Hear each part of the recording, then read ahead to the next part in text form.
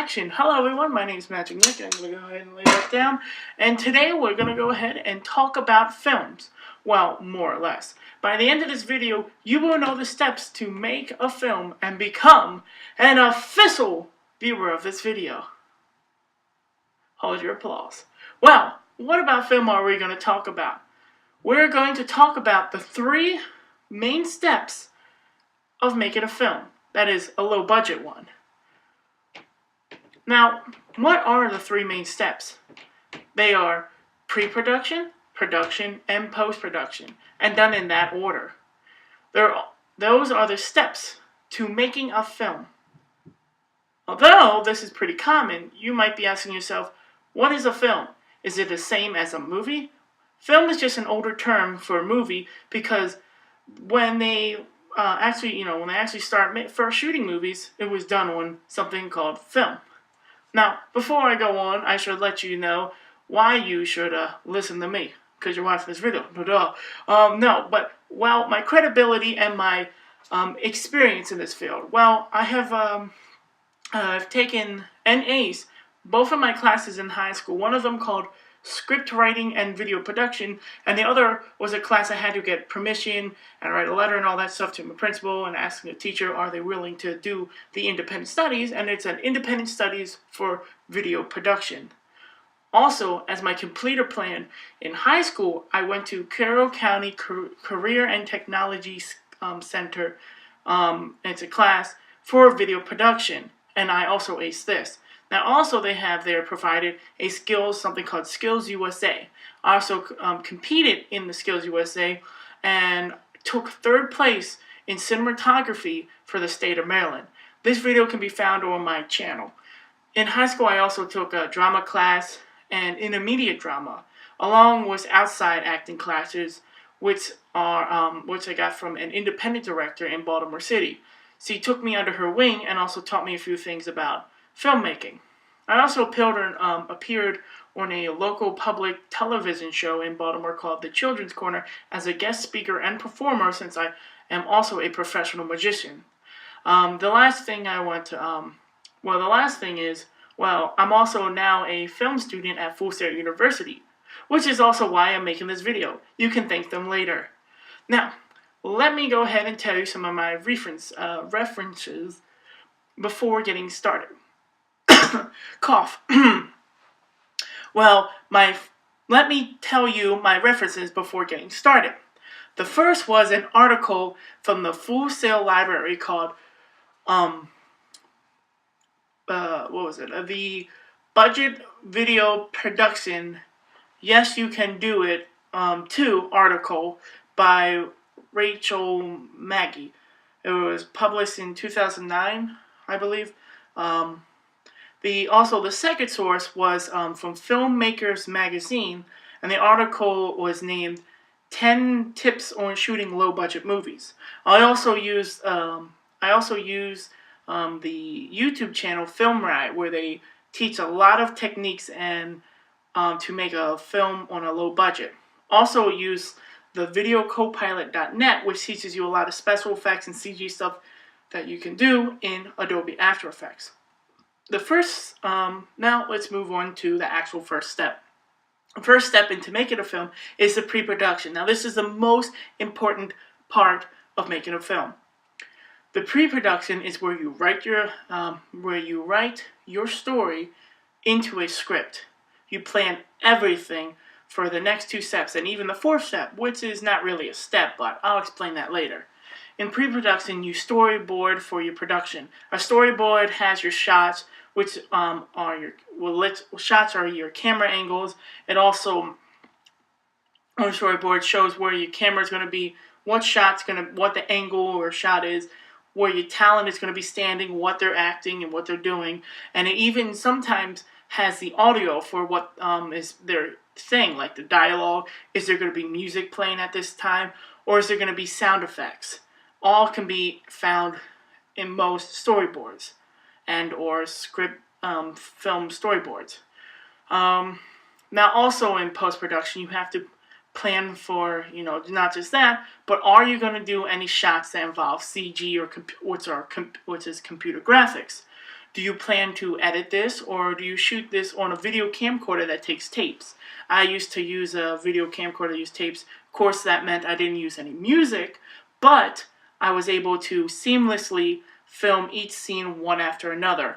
Now I use digital, and I can, reshoot it over and over and over again and move that off onto a hard drive. Although film can get expensive because you have to keep buying new tapes for each movie you make, it also saves you a lot of money on buying an actual editing software on the computer. Now, if you use digital, the only thing that could get expensive is buying a bunch of external hard drives, because it takes a lot of memory to store all your different shots and everything you're using, because you're shooting out of order too, and all your RAM and memory space for your editing software. Now, also in pre-production, you have to also figure out who is going to be your talent, who's going to help with your crew if you're going to have any extra help with your crew, and what are you going to do with your film afterwards. You have to handle all your legal contracts before you get anyone to be in the production and all that down the road. Handle everything during pre-production.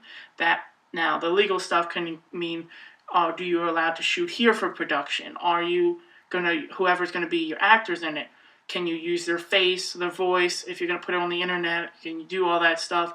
Do they have to stay throughout production? Everything you have to handle right off the bat in your pre-production and get everything put together.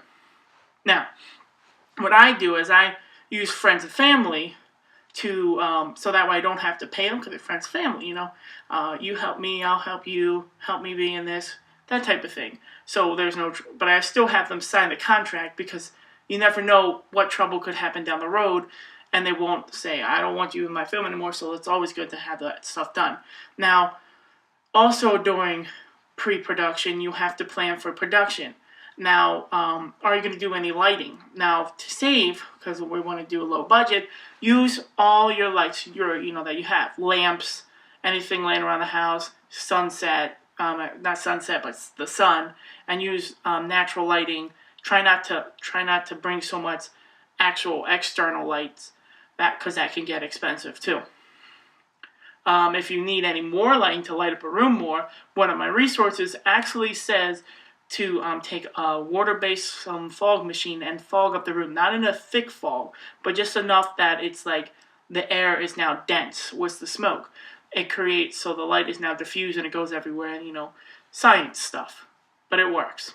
Now, also while filming, make sure on the production side that you say the 3 words. Now, it's not lights, camera, action. It's actually quiet on the set and action. Now, after you say action, make sure you tell your talent to wait about 3 seconds before acting. This also will give you more time later during post-production to edit your film. So if you're yelling action and they go right into their action, what's going to happen is you're going to say action and then they say their dialogue. That is not good for production, because then you have that whole action part that you don't want in, and you take out that whole dialogue part that they had. Or if they're doing an action like shooting a basketball, you will no longer have that basketball shoot. You'll see you, but you'll have your voice over it. And then you have to realize what happened after you said action. Take that audio, put it in the beginning, overlapping your action, and cut you saying action and all the other sounds with it, and take that out too. So it's best to wait those 3 seconds. I use this technique all the time. Now, finally, when you get done and do all this, then you get to your post-production. And you put all your clips, all your sounds, all your music in it. Now, to save a lot of money, actually hundreds of dollars when it comes down to this, make sure any music or sound effects you use are actually copyright-free and royalty-free. Because you don't want to get sued. Because then that's going to cost a lot of money. So that's going to take your low budget and make it go to a no budget in a bad way. Now, if you do use film, of course you won't have any music. But while watching it, you can actually play your own music while watching it. This is actually what they did back in the silent film era. Now, when I edit my films, I use Final Cut 10. Now, this is for Mac only. But I do all my music, all my clip adding, all my sound effects, color correction, audio design, audio effects, everything done in there. The only type of computer graphics I use actually Adobe After Effects. Now all their software, once you buy it, it's a one-time buy. So you can use it over and over again. Same with if you use an SD card, you can use it over and over again rather than film. Now, of course, the hard drives can get pretty expensive because it's a lot of memory. Now, I believe that's actually everything. So another thing to keep in mind is I always design my own story. I do my own camera work. I direct my own stuff, and I produce my own stuff and edit it all. This saves hundreds of dollars, so I don't have to. And, my crew and talent too. They can use this stuff for their portfolio, and they're like my friends of mine. So they're not actual people I'm hiring to help make this. So they can. So it's free. I'm not paying you guys to hold my microphone. You're just my friend who just looking for something to do, and you said you would help me out. So there's like that. Now, this can save you hundreds doing that, and now. The fourth step that I was going to get to is actually what you do after you've done the film. If you're going to put it on the internet, that's your fourth step. Now, that's all stuff up to you.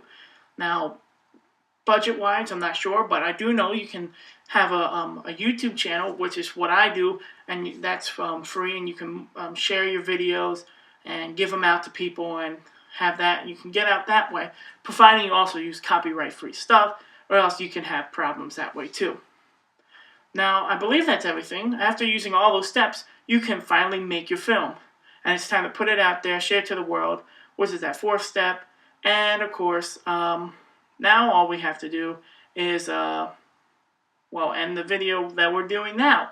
Now that you've learned all the steps, I want you to go on out there. I want you to take those 3 steps, the post-production, pre-production, and do that as many times as possible to practice that, get that stuff down, because that's the hardest part, to make sure you have everything done for pre-production, then go into your production, then your post-production, and then you are ready to make your film. You are an official viewer, and now you are an official viewer of this video. See, I told you guys you would be. A round of applause. A round of applause. See, it's a round, it's a circle. You can laugh later. It's not that funny. Now, we are done. Well, at least I am. But you are not done. There's a catch. Okay, it's not that funny.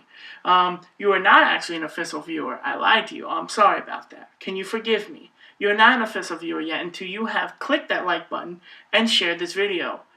Then you can become an official viewer. Now that was all those steps, I want you to go on out there and take this newfound knowledge and use these steps and turn them into a film, while keeping a low budget. And then you can become an official filmmaker. And I guess that's all I have to leave you with. So thank you for watching.